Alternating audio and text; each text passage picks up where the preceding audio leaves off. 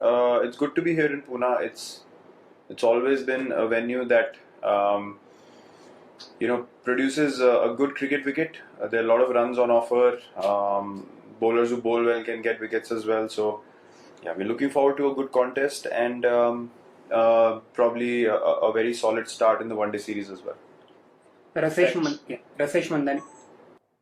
Virat, would Shikhar and Rohit be opening in this series? And are you looking at any sort of takeaways with an eye on the T20 World Cup in this series? Can one approach this format in that fashion? How do you look at it?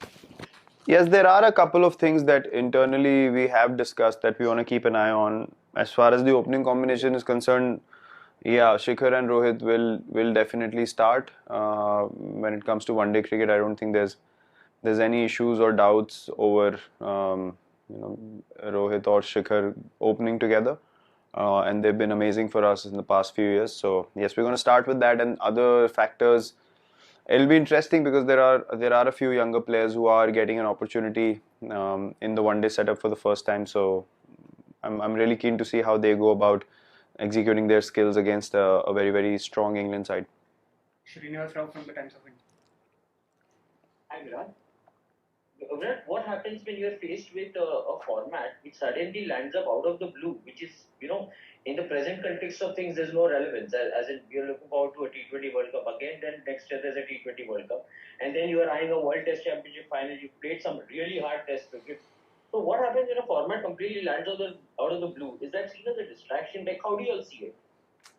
Yeah, look, it's a difficult one. Scheduling is something that's not in our control. For us, international games, every game is important, every game has value, and it's an opportunity to represent your team. And for us, that remains the sole focus.